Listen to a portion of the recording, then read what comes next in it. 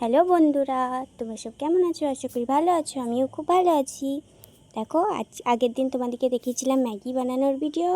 আজকে দেখাচ্ছি তোমাদেরকে চাউমিন বানার ভিডিও। চলো দেখো, আমি আগে তো জল বসিয়ে দিয়েছি কড়াইয়ে, তারপর চাউমিনগুলো কেটে নিয়ে দিয়ে দেবো কড়াইয়ে।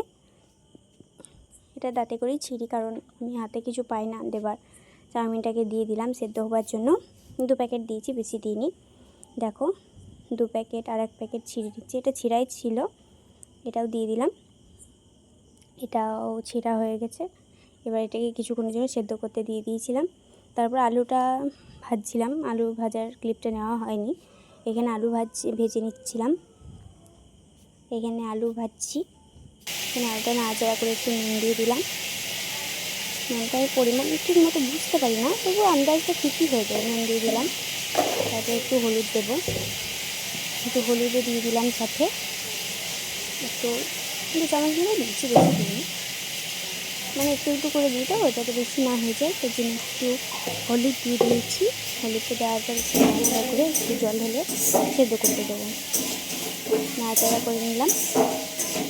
এবার খানিক জল ঢেলে সেদ্ধ করতে দেবো।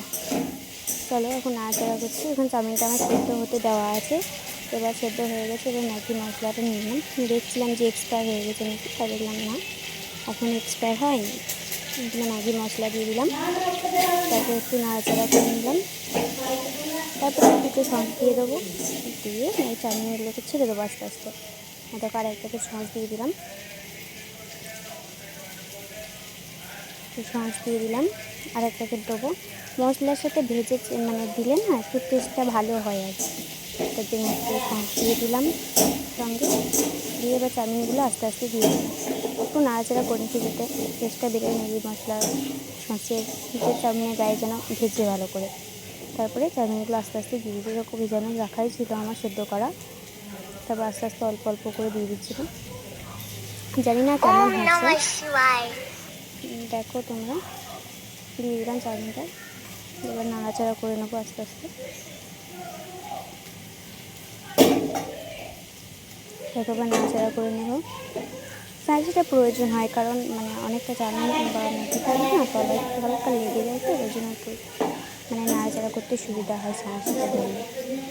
এবার আমি নাড়াচাড়া করে নেবো, তাহলেই হয়ে যাবে কমপ্লিট আমার চাউমিন বানানো। আমি এমনি টুকটাক ভিডিও ছাড়ি, আমি সেরকম ভালো ভিডিও হয় না, তবুও তোমাদের যেন ভালো লাগে সেরকম একটা ভিডিও আমি দিলাম রান্না। তোমরাও কে কে চাউমিন বানাবে আমাকেও দেখাবে। Okay guys, tata, by.